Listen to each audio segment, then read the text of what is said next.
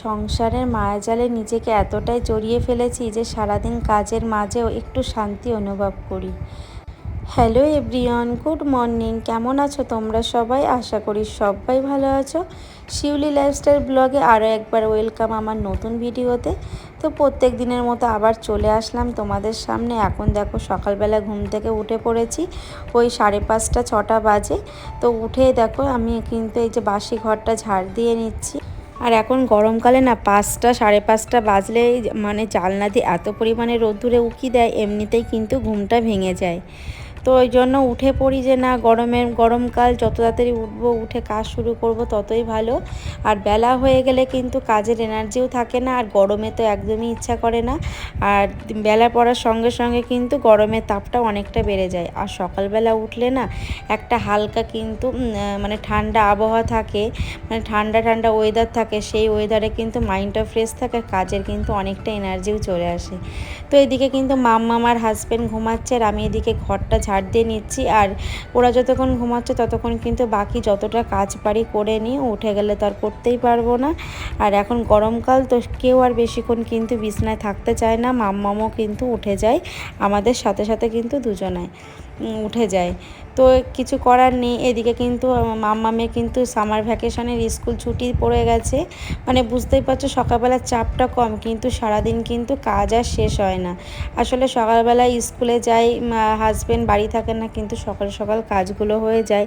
আর এখন যেহেতু স্কুলটা ছুটি, আমার কিন্তু কদিন কিন্তু অনেকটাই চাপ যাবে, আর কাজেরও কিন্তু অনেকটা দেরি হয়ে যাবে। তো ঘরগুলো সমস্ত ঝাড় দিয়ে, নিচের ঘরটাও ঝাড় দিয়ে আসলাম। এসে দেখো আমি এখন ব্রাশ করে নিচ্ছি। আর বন্ধুরা, আমার ব্যালকনিতে এটাই আমি সকালবেলা এইটুকু সময় পাই ব্রাশ করতে করতে না একটু নিচের মতো করে সময় কাটাই, একটু হাঁটাচলা করি, এটা কিন্তু আমারও ভালো লাগে। আর কি জানো তো বন্ধুরা, সকালবেলা উঠে যদি একটু হাঁটাহাঁটি করা যায় তাহলে কিন্তু শরীরটা কিন্তু অনেকটাই ভালো লাগে। আর আমার তো একদমই সকালবেলা হয় না, কারণ সকালবেলা ঘুম থেকে উঠেই তো চোখ মুছতে মুছতে আমাকে রান্নাঘরে যেতে হয়। তাই জন্য ব্রাশ করতে করতে কিন্তু আমি ব্যালকনিতে একটু হাঁটাচলা করে নিই। আর দেখতেই পাও যে আমার ব্যালকনির পাশে কিন্তু এতগুলো মানে গাছপালা আছে, এত সুন্দর হাওয়া দেয়, হাঁটতেও ভালো লাগে আর এই জায়গাটা বসে থাকতেও ভালো লাগে। তো ব্যালকনিতে আমার সবথেকে বলতে পারো প্রিয় জায়গা। তো যাই হোক, এখন একটু ফ্রেশ হয়ে নিলাম। আর সকালবেলা এই যে একবার একটু ফ্রেশ ওয়াশ নিই, আর দুপুরে স্নান করার সময় তো তারপরে একদম দেখো বাথরুমে গিয়ে একদম কিন্তু গা হাত পা ধুয়ে নাইটিটা মানে একদম কেচে নিয়ে বেরিয়ে পড়লাম। পরে এখানে বেলকনিতে মেলে দিলাম, দিয়ে তারপরে কিন্তু সোজা গপুকে ঘুম থেকে তুলে ওকে সেবা দিয়ে চলে যাব পুরো রান্নাঘরে। তো এটা বলতে পারো আমার একদম সকালের ডেলি মর্নিং রুটিন। এটা যখন মাম্মামের স্কুল থাকে, এটা কিন্তু আমি কিন্তু আগে উঠে আমি আমার মতো করে ফ্রেশ হয়ে তারপরে কিন্তু মাম্মামকে রেডি করতাম। তো যেহেতু এখন মাম্মামের স্কুল ছুটি, এখন কিন্তু রুটিনটা একটু চেঞ্জ হয়ে গেল, মানে আমার কিন্তু কাজের মানে রুটিনটা একটু আলাদা হয়ে গেল। তার কারণ মাম্মাম দেরি করে উঠবে, তাকে রেডি করানো, তাকে খাওয়ানো কাজের মধ্যে। আর সকালে যেহেতু স্কুল থাকে, এই জন্য কিন্তু সকালবেলাটা আগে ওকে রেডি করে স্কুল পাঠিয়ে তারপরে কিন্তু আমি কাজে হাত দিতাম। তো এখন তো সেটা কদিন হবে না। আর যা গরম পড়েছে, সামার ভ্যাকেশনে গরমের ছুটিটা কিন্তু অনেক আগেই দেওয়া উচিত ছিল, কিন্তু অনেক লেট করে দিয়েছে। তো যাই হোক, হাজব্যান্ড কিন্তু ঘুম থেকে উঠে গেছে। আর এই দিকে কিন্তু আমি এই যে চাল কুমড়ো কাটছি, আর হাজব্যান্ড কিন্তু আমাকে এই যে চাল কুমড়োটা ও কেটে দিল। আসলে শুনেছি মা ঠাম্মার কাছে যে চাল কুমড়ো নাকি মেয়েদের কাটতে নেই, তো তাই জন্য আমি আর কাটি না, হাজব্যান্ড আগে কেটে দেয়, তারপরে আমি বসে কেটে নিই। তো যেহেতু জ্যৈষ্ঠ মাস পড়ে গেছে, আমরা চাল কুমড়ো খাওয়ার কারণ হচ্ছে লাউটা এনেছিল হাজব্যান্ড, তো লাউ খাবো না জ্যৈষ্ঠ মাসে, তাই জন্য ওটা ফেরত দিয়ে আমাদের কিন্তু চাল কুমড়োটাই নিয়ে এসেছে। তো সেটাই করব মাছের মাথা দিয়ে। আর এখন এই যে ভেন্ডি আলুটা কেটে নিয়েছি, এটা ভাজা বসিয়ে দিয়েছি। সকালবেলা হাজব্যান্ড রুটি খেয়ে যাবে, আর এদিকে কিন্তু ভাত নিয়ে যাবে। তাহলে বুঝতেই পারছো এই গরমের মধ্যে কতটা চাপ সকালবেলা উঠে। আর আমাকে কিন্তু প্রত্যেকটা কাজ কিন্তু রাতের মধ্যেই করে রাখতে হয়, কারণ আর সকালবেলা উঠেই তো তোমরা দেখতে পাচ্ছ সময় পাই না, কারণ একটু লেট করলে কিন্তু হাজব্যান্ড কিন্তু খাবার নিয়ে যেতে পারে না, তাই জন্য আমাকে কিন্তু করে নিতে হয়। আর আজকে কিন্তু একটু বেশি রান্না করব, তার কারণ তোমরা থাম্বনেল দেখে বুঝে গেছো, আজকে আমার মা আসছে অনেক দিন পর। আসলে মা আসছে তার কারণ হচ্ছে আম লিচু হয়েছে, তো সেইগুলোই দিতে আসছে। তো এসে থাকবে না, একদিন দুদিন থাকবে, তারপরে চলে যাবে। তো তো মাম্মাম তো ভীষণ খুশি আর আমিও তো ভীষণ খুশি। তো হাজব্যান্ড সকালবেলা কিন্তু চা খেয়েই চলে গেছিলো ও বাজারে একটু মাছ আনতে। তার কারণ আমার মা না একদম মাংস খেতে চায় না, মাংস ডিম সোয়াবিন এইগুলো একদম খেতে চায় না, মাছটা একটু ভালোবাসে। তো হাজব্যান্ড গেছে মাছ আনতে, দেখি কি আনে। আর এইদিকে ভাবলাম ততক্ষণ আমি না যতটা কাজ পারি করে নিই, কারণ এসেই আবার আমাকে তাড়া দেবে যে রেডি করো, আমার দেরি হয়ে গেছে। তাই জন্য কিন্তু এই যে ভাজাটা করে নিলাম আর এইদিকে রুটিটা করে নিচ্ছি।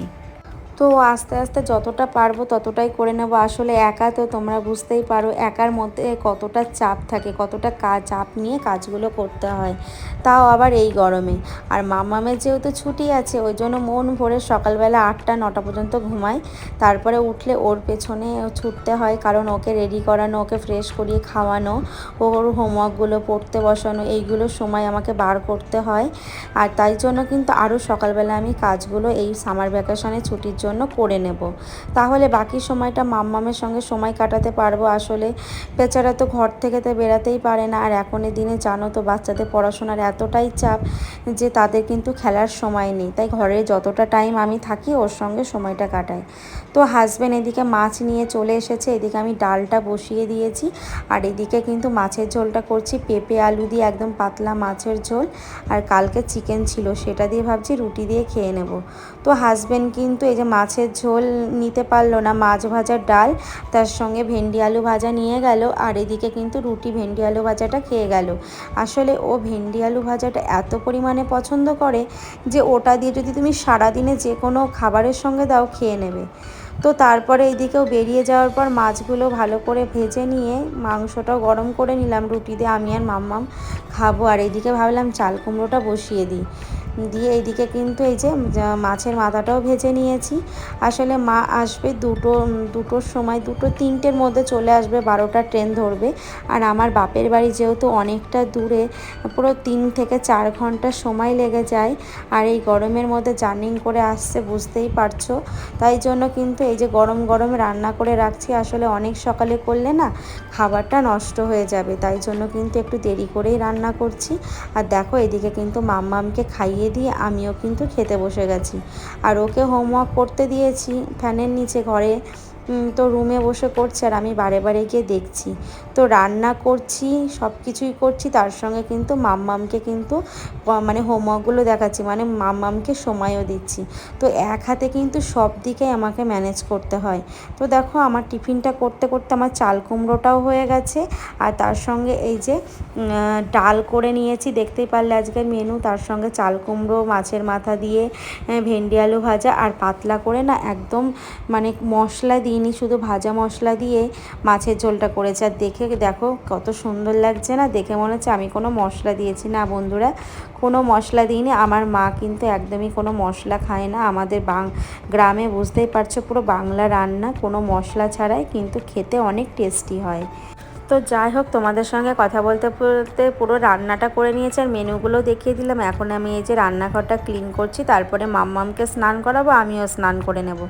আসলে বন্ধুরা মা বাবা আমাকে সবসময় বলে যেতে, আসলে অনেক দূর বাড়ি বুঝতেই পারছো, আর বাচ্চাকে নিয়ে তো সবসময় সম্ভব নয়। আর কি বলো তো, সবসময় সেটা মা বাবা তো বোঝে না, শুধু ওরা তো চাইবে যে তাদের মেয়ে এসে তার কাছে দুদিন থাকুক। তা কী করব বলো, একা সংসারে যেতে পারি না। ওই জন্য মাঝে মধ্যে কিন্তু মার যখন মনটা খারাপ লাগে তখন আমাদের দেখতে চলে আসে। আর আমাদের না কিছু না দিয়ে খায় না, বাড়িতে আম লিচু হয়েছে তো আমাদের না দিয়ে তারা খাবে না, মানে খেতে গিয়ে তাদের কষ্ট হচ্ছে। তো জানে যে আমাদের এদিকে অনেক কষ্ট মানে কিনতে বা কিনে খেতে হয়, আর গাছের জিনিস তো একটা আলাদাই অন্যরকম। আর ছোটো থেকে তো সেটাই খেয়ে বড় হয়েছি, বাড়ির টাটকা টাটকা জিনিস, তাই জন্য কিন্তু দিতে আসছে। আর আসলে যাওয়ার টাইম পায় না। আসলে কি বলো তো বন্ধুরা, সংসারে মায়াজালে নিজেকে এতটাই মানে আটকে ফেলেছি, সেখান থেকে তো বেরোনো মুশকিল। আর এখন মনে হয় যে এটা আমারও সংসার, তো যখনই মানে যাওয়ার কথা ভাবি 10 বার ভেবে তারপরে যেতে হয়। আর এখন তো বাচ্চাদের পড়াশোনা বুঝতেই পারো। তো তখন প্রথম যখন এখানে শ্বশুরবাড়িতে আসলাম ভীষণ কান্নাকাটি করতাম, মন খারাপ করতো, ঘরের মধ্যে আটকে থাকতাম, বাইরে বেরোতাম না। আর গ্রামে তো বুঝতেই পারতো সবসময় খোলামেলা জায়গায় ঘোরাফেরা করতাম। তো আস্তে আস্তে ধীরে ধীরে সংসারের মায়াজালে এতটাই নিজেকে আটকে ফেলেছি সারাদিন পর না, তখন নিজেকে একটু শান্তি বোধ করি যখন মা বাবার সঙ্গে একটু ফোনে কথা বলি, তখনই মনে হয় এটাই যেন আমার কাছে অনেক বড় পাওনা।